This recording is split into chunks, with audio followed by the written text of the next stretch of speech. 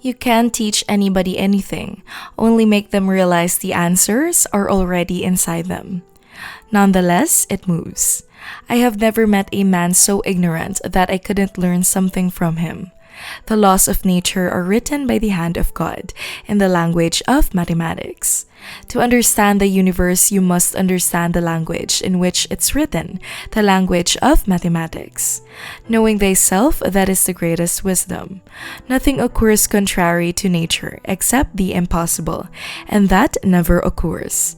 The prohibition of science would be contrary to the Bible, which in hundreds of places teaches us how the greatness and the glory of God shine forth marvelously in all his works, and is to be read above all in the open book of the heavens.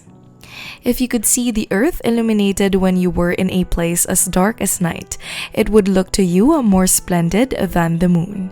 You may force me to say what you wish.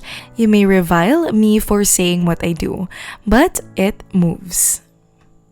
I do not feel obliged to believe that the same God who has endowed us with sense, reason, and intellect has intended us to forgo their use. Where the senses fail us, reason must step in. Nature is relentless and unchangeable, and it is indifferent as to whether its hidden reasons and actions are understandable to man or not. Two truths cannot contradict one another. I do not think it is necessary to believe that the same God who has given us our senses, reason, and intelligence wished us to abandon their use, giving us by some other means the information that we could gain through them. You cannot teach a man anything. You can only help him find it within himself. Philosophy is written in that great book, which ever lies before our eyes. I mean the universe, but we cannot understand it if we do not first learn the language and grasp the symbols in which it is written. The vain presumption of understanding everything can have no other basis than never having understood anything.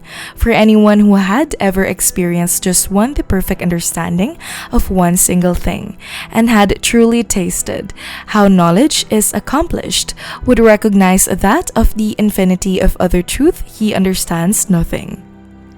In the long run, my observations have convinced me that some men, reasoning preposterously, first establish some conclusion in their minds which, either because of its being their own or because of their having received it from some person who has their entire confidence, impresses them so deeply that one finds it impossible ever to get it out of their heads.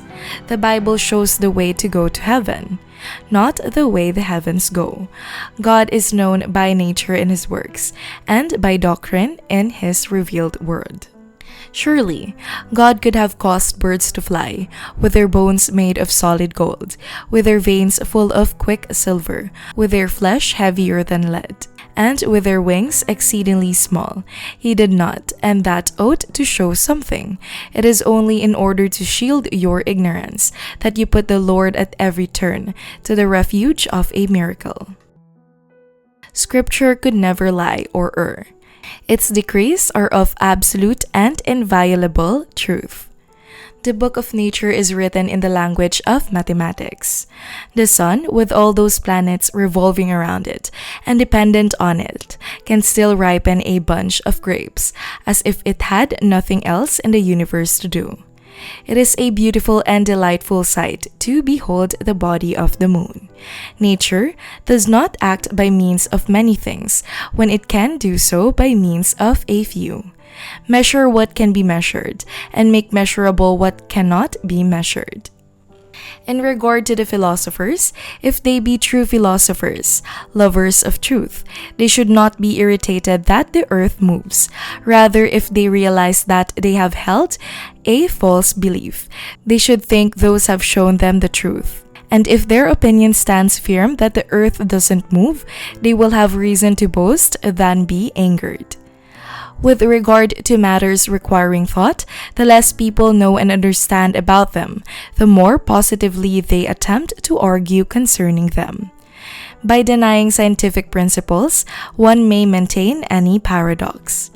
who indeed will set bounds to human ingenuity, who will assert that everything in the universe capable of being perceived is already discovered and known. It is surely harmful to souls to make it a heresy to believe what is proved. In the sciences, the authority of thousands of opinions is not worth as much as one tiny spark of reason in an individual man.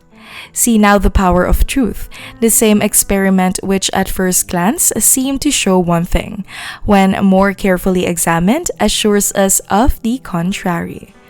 To be humane, we must ever be ready to pronounce that wise, ingenious, and modest statement, "I do not know." Mathematics is the key and door to the sciences. In questions of science, the authority of 1,000 is not worth the humble reasoning of a single individual. Scripture is a book about going to heaven. It is not a book about how the heaven go. All truths are easy to understand once they are discovered. The point is to discover them. The greatest wisdom is to get to know oneself. Passion is the genesis of genius. Names and attributes must be accommodated to the essence of things, and not the essence to the names, since things come first and names afterwards. They seemed to forget that the increase of known truths stimulates the investigation, establishment, and growth of the arts, not their diminution or distraction. We cannot teach people anything. We can only help them discover it within themselves. The number of people that can reason well is much smaller than those that can reason badly. If reasoning were like howling rocks, then several reasoners might be better than one. But reasoning isn't like howling rocks. It's like racing, where a single galloping Barbary speed easily outruns 100 wagon-pulling horses. You cannot teach a person anything. You can only help him find it within himself. Wine is sunlight, held together by water. There are those who reason well, but they are greatly outnumbered by those who reason badly. Mathematics is the language with which God has written the universe. Which of Galileo Galilei's insightful quotes about life and religion did you like? Please share your thoughts in the space provided below. Please click the notification bell, give this video a thumbs up, and subscribe to A Wise Person Once Said for more videos like this. Thank you for stopping by to watch. See you in our next video.